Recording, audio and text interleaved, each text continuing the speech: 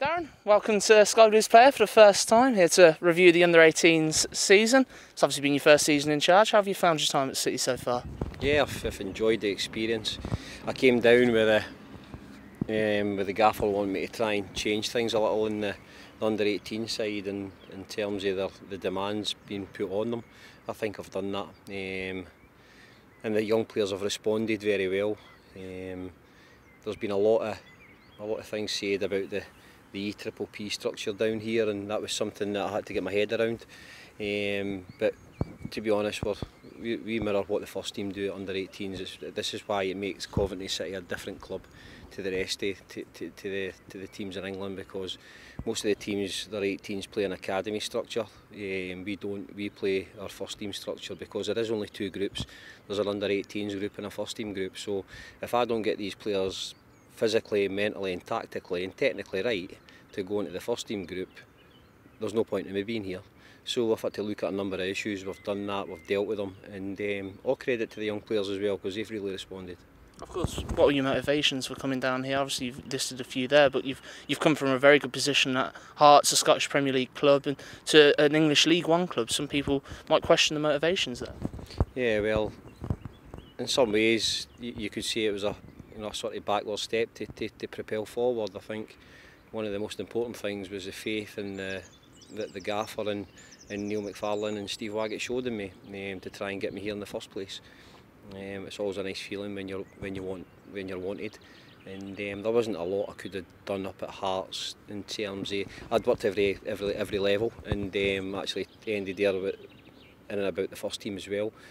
I wanted to challenge myself. I knew I could do the job up there. This is a different animal coming down to England, and it's been very good. It's been educational, and for my own development, working with the gaffer and Neil in terms of their out of possession work has been so beneficial for me. My development shot through the roof, I feel, and I've really only got the gaffer and Neil to thank for that, because their attention to detail is fantastic. I've always been like that in terms of a possession coach, but I think moving forward and moving myself forward in the club and the young players here, is my out of possession work now it's one of the first things I think about, and that's certainly been a progression and something that's opened my eyes. Of course, one of your main tasks when you came down here was to change the intensity to the Under-18s football.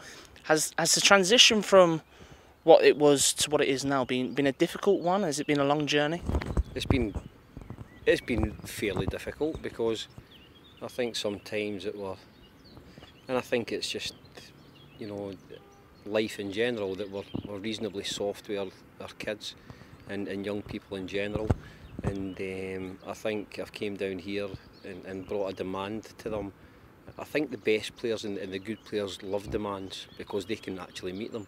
But I've been really surprised with especially the group of first years we have. There'll be second years next year.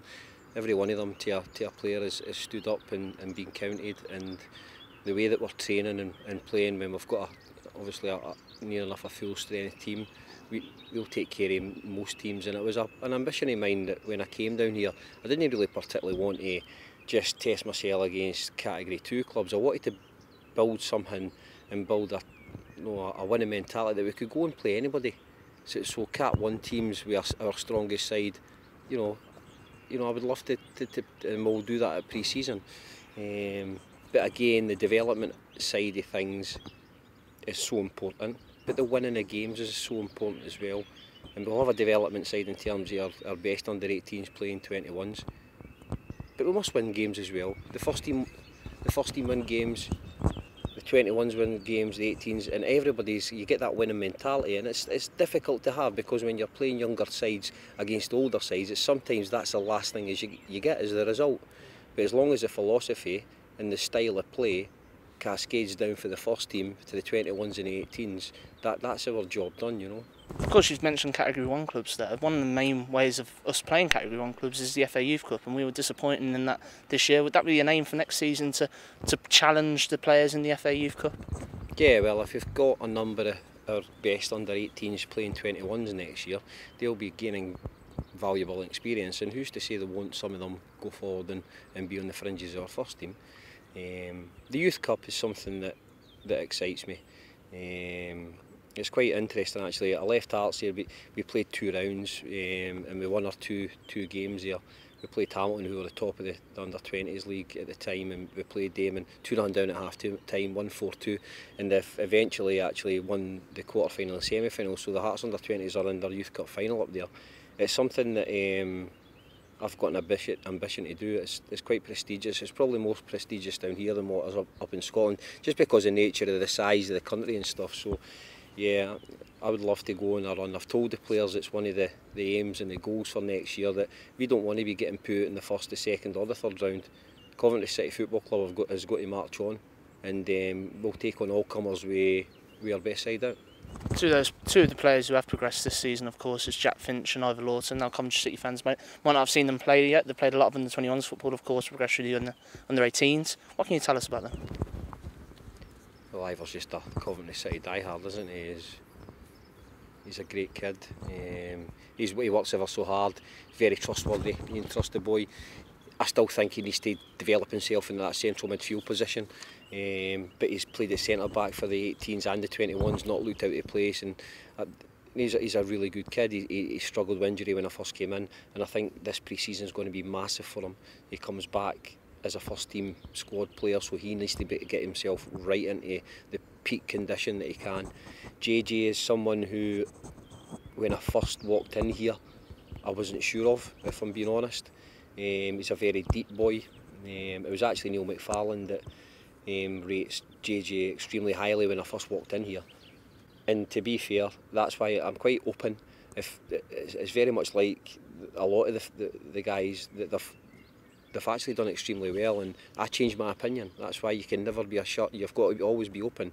And my opinion's changed with Jack unbelievably, because I think he's grown up a lot. I think both myself, the manager, Neil have been at him, and Ian Foster as well, been at him in terms of his character and in terms of what he can improve on with his character, because his football side of things is fantastic. He's got an unbelievable range of passing. He's got a good first touch. His awareness needs to get slightly better, needs to do things a wee bit quicker in the middle, but he's got all the ingredients to be a top player. Of course, you've just put a lot of importance there on pre-season with Ivor Lawton. Under-18s will have a gruelling pre-season, I'm sure. How's the pre-season you're going to bring to the club going to change what they might have already experienced?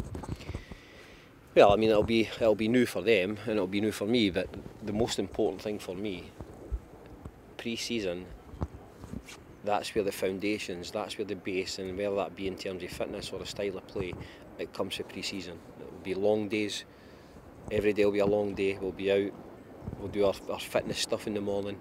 Most mornings, we'll do our lab testing. We'll get all the things nailed down in terms of their body fats, and we're thinking about doing different types of yo-yo tests and whatever. And I'll speak to Pete and Matt about that. But I think in the afternoons, the system of play and the style of play that the manager wants, cascading down, will be drummed into them, so there's absolutely no grey areas. So when we go into our first game of the season, they will know exactly what to do, and I'm a believer that players actually want to know. I think there's been a lot about this guided discovery coaching style, and I think I'm a believer in that to an age. And I think once it comes past that sort of 16 years of age, I think the players want to know. And the system is very, very simple here, but there's no many coaches can get it right, and there's no many players that will actually take it onto the pitch. But it's about having a demand on the players, because it's a very demanding system. And it's something that the gaffer, nearly myself and Foz, will be talking about over the summer. So the pre-season is so important. Obviously, there's going to be a new crop coming into your group next year. Now, a lot of the players, of course, have already played quite a lot of under-18s football this season. So would that stand them in good stead to just adapt well next season? Yeah, I think so. Basala Sambu just scored the last-minute goal against Huddersfield in our last game of the season there. He's one that's coming in, Jordan Shipley. And we've got a number of others coming in for the academy. I think that Callum Maycock's played a great deal as well. Jay Albini, who played before he got that broken leg, and we've got a number of guys coming in that we've signed out with our academy as well. So it's exciting times, but they have gained a foundation of playing in under-18s. They know how I work, they know my style, so you know it is demanding, but they've coped with it very, very well. So it's yeah, I'm really looking forward to it, and I'm sure the players are as well. And finally, what are your aims for the next season? Well, it's like every other football club. Listen, the first team winning and being successful, and that's at the end of the day at any football club. That's what's important. But I looked at the Hearts and Hibs game on Sunday, because obviously I was at Hearts for a long time, and I looked the camera. It was a minute's silence, a minute's applause for Sandy Jardine dying, and the camera panned around the Hearts team, and 9 of the players are reared through the academy at Hearts. And if I can get to anywhere like that at Coventry, I'd be delighted and over the moon. But that's a challenge for any coach working with younger players. That can you get them mentally tough enough, physically ready and tactically right to go and meet the demands of first team football? Because not only at times will you have a manager asking you questions, and serious questions in a dressing room, you may have 10,000 others. So you know, we can pussyfoot and be softly approach if we like, but when it gets to the business end of it in the first team, that's when it counts. And that's what we try to do at Coventry City. And I've got to be honest, this is the only football club in England I can see that's got this structure, and there is a clear pathway to our first team. So if I'm a young player who's got a potential, if I'm a parent of that young player, and I look about, yes, listen, there's different clubs that have better facilities than us. That's a given. They'll have luxury coach travel. That's a given. They'll have so much more to give in terms of monetary value and kit and all the rest of it. But let me tell you, if we're being honest about it, this is a place to be, because there's an under-18 squad and a first team squad. That's it. And the manager and Neil McFarlane I've actually got the job at Coventry City because they played young players at Falkirk, and that's not going to stop. So would I rather go to a Premiership club where I've got very little chance of playing in the first team, very little pathway? Yes, I'll get looked after really well, and yes, the facilities will be great, and yes, the boss will be first class. Or come to Coventry City, who are part of an unbelievable amount of clubs in the Midlands, and actually have a chance of playing in the first team. You know, that's the question you've got to ask yourself. So, you know, for me, it's the best club to beat in England, the best club right now.